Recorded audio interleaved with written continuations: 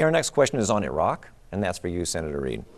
Senator Reid, you were quoted as saying the following: "The war is lost, and the surge is not accomplishing anything as indicated by the extreme violence," end quote. Do you believe that your statement demoralized the troops and were inaccurate as judged by the success of the troop surge? Mitch, I first met General Petraeus in Iraq. The statement that I made was made following General Petraeus saying the war cannot be won militarily. He said, and I said, the war could only be won militarily, economically, and diplomatically. That's why after I made my statement and General Petraeus made his statements, we did the surge then, not later. And it was the right thing to do. The surge worked because we brought in the economy, working with the Sunnis. We brought in diplomacy, working with, and that's how we got the Sunni awakening. So they started fighting the people that were causing all the trouble. General Petraeus has done a good job. He's my friend. I'm glad he's in Afghanistan. And I have supported the troops with wounded warrior legislation. I've been to Afghanistan, I've been to Iraq, and to see how courageous they are. And that's why I have been endorsed by the veterans of foreign wars. They know what I've done for the troops. Mrs. Engel. Well, I don't have the access to special security briefings like the senator does, and I didn't get to vote for either one of those wars like the senator did. But I do know this, that we need to support our military with all of our resources, not only our military in service right now, but those veterans and their families as well. That's one of those priorities in the enumerated powers of our Constitution. We should be setting our priorities on our military. But when you said this war is lost and said that General Petraeus was dishonest, that emboldened our enemies, demoralized our troops, and endangered them, and you need to apologize to them, Senator. I've been endorsed by the largest military organization in the country, the Veterans of Foreign Wars. My opponent, listen to this idea. She wants to privatize the Veterans Administration. Think about that. Privatize the Veterans Administration. I worked hard. We have a Veterans Hospital out here that's being constructed. It'll be the finest in the whole world. It's a prototype for the other VA hospitals. We haven't had a new one in 15 years, and it is a beauty. And I'm glad I worked on that. I'm glad I worked on the Wounded Warrior legislation. I'm glad I helped pass the GI Bill of Rights. I appreciate the work of our military and will continue to work with them the rest of my political career. Thank you. Mrs. Engel, you have the next question. On Saturday, you were at a political rally and referred to, quote, favor buying pork politicians, referring to Senator Reid. People want to know if you engaged in favor buying when you promised political juice to Tea Party candidate Scott Ashton if he should drop out of the race. Not at all. What I offered was the access to government that all people want when they have a representative in the U.S. Senate. They want to know that when they come to Washington, D.C., they will be heard. They want to know that when they request a town hall meeting, that they will be heard. I'd like to go back, though, to the Veterans Administration. My father is a veteran of World War II and the Korean War. He has an injury related to that. He's 88 years old. He has Social Security, Medicare, and the VA, and yet he pays $800 a month in prescription drugs. What I said was we could do better. We need to do better for our military, our veterans, and their families. That should be our top priority. Senator Reid. I would suggest her dad come to one of my offices with some casework on that, because that's certainly he shouldn't be doing that. I want to comment, the political juice, that's her question, but let me just say this. My friend has berated all night health care, health insurance reform. I have health insurance, like 6 million other federal employees. I want others to have that same health insurance that I have, and that's one of the reasons we work so hard to get health insurance reform passed. My opponent, her husband, Ted, worked for BLM for 37 years. They have a pension from the federal government. They live on that pension. They have health care just like I have from the federal government. I want to help others who don't have what I have, 50 million Americans, have the same insurance I have. And that's where setting up the exchanges, so in 3.5 years they will have that. Thank you. Mrs. Engel, 30 seconds. Yeah. Well, certainly Obamacare is nothing like the insurance policy that my husband and I have.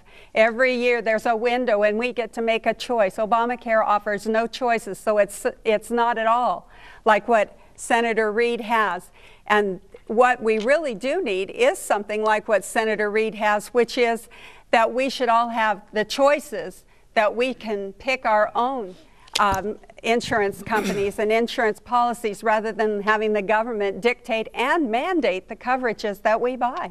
Okay, next question is on the Bush tax cuts. It goes to you, Senator Reid. Okay. The Bush-era tax cuts are set to expire at year's end. Without congressional action, the taxes Americans pay on income, dividends, and capital gains will rise, returning to late 1990s level. Why do you want to raise taxes, even on the wealthy, in the midst of a recession? Mitch and McConnell and I, who's my Republican counterpart, we don't agree on everything, but we agree on one thing, that we have to wait until we get back after the election to find out what the economy is going to be. I guarantee everyone that there will be no increase for middle-class people in America, no tax increase for middle-class America. We have to see what we are told by the experts, what we should do with the people who make more than that. I personally am not in favor of giving billionaire tax cuts right now. We'll have to see anyone less than billionaires, and we'll do that when we get back. I also want to say this, my time's not up. My friend keeps talking about the fact that exchanges, we have them. Every year we have exchanges, just like people who will have it under the health care insurance that we passed. They will get choices just like we have. I repeat, I want everyone to have the same choices that I have. She doesn't want to have the same, give people the same choice she has. That is exchanges she has every year. She can pick and choose. So can I. I want 50 million other people to be able to do that also. Mrs. Engel. Could you repeat the question? Yes. The Bush-era tax cuts are set to expire at year's end. Without congressional action, the taxes Americans pay on income, dividends, and capital gains will rise. I asked Senator Reid why he wanted to raise taxes, even on the wealthy, in the midst of a recession. Well, the tax cuts need to be made permanent. If they're not, we will experience the largest tax increase in the history of America. And with voting for over 300 tax increases, Senator, we can't trust you with our taxes. Not only that, you came from Searchlight to the Senate with very little. Now you're one of the richest men in the U.S. Senate. On behalf of Nevada taxpayers, I'd like to know, we'd like to know, how did you become so wealthy on a government payroll? Senator Reid. Mitch, that's really a kind of a low blow. I think most everyone knows I was a very successful lawyer. I did a very good job in investing. I have been on a fixed income since I went to Washington. I've lived off of what I made in the private sector. I put my 5 kids through 100 semesters of school, and I paid for every penny of it. So her suggestion that I made money being a senator is simply false, and I'm really disappointed that she would suggest that. And I will further say, if she wants the tax cuts made permanent for everybody, we have a deficit problem to worry about also. $4 trillion it would cost to have these tax extended in the future. That's quite a load, $4 trillion. Okay, let's continue along those lines. We're talking about the Bush tax cuts, and this question is for you, Mr. Engel. It would indeed cost the federal government $4 trillion over the next decade and almost double the deficit. Are you concerned that these tax cuts place an unfair burden of debt on our children and our grandchildren? First of all, let's really talk about whose money that is. It's not the federal government's money, it's our money.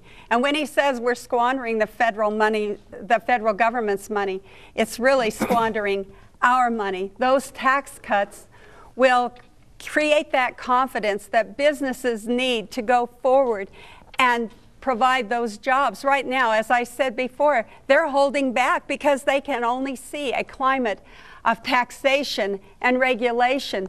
We need to give them that confidence by making those tax cuts permanent. If we do, then a business like the one in Reno, where the senior partner is 82, if he should die and these tax cuts aren't made permanent, 55% of their business will go away and 33 employees will lose their jobs. We need to make these tax cuts permanent for us. Okay, Senator Reid, I'll give you a minute.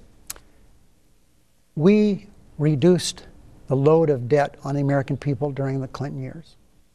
We had a pay-go system. If you want a new program, pay for it or raise the revenue. As a result of that, we have the most successful economic splurge in the history of this country. We created 22 million jobs and reduced the debt by going on $1 trillion, as I said earlier. We can do this. Now, when my friend, and I say that seriously, President Bush came into office, he had the $7 trillion surplus. That was squandered with 2 wars, taxes unpaid for, and now we have, instead of a $7 trillion surplus, $11 trillion debt. We have to meet the demands of this country and pay down that debt. We're trying to dig out of the hole we're in now. We need to do that. We need to reestablish the PAYGO rules, and we've done that. That's now the law of the land. We did that together. Thank you. We're going to go to closing statements right now. We're running a little short on time. Senator Reid, you're up, and you'll have about 45 seconds, 50 seconds. Okay, got to find my little notes here. To deliver your closing statement. Okay, a lot of paper here. I have a few notes I made. Thank you very much, Mitch, for what you've done here.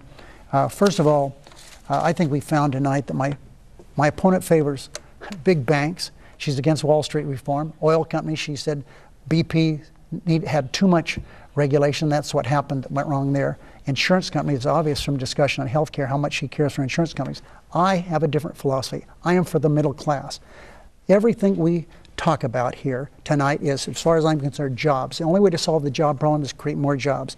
Renewable energy jobs, she mocks them. She said they're designer jobs. I'm a fighter.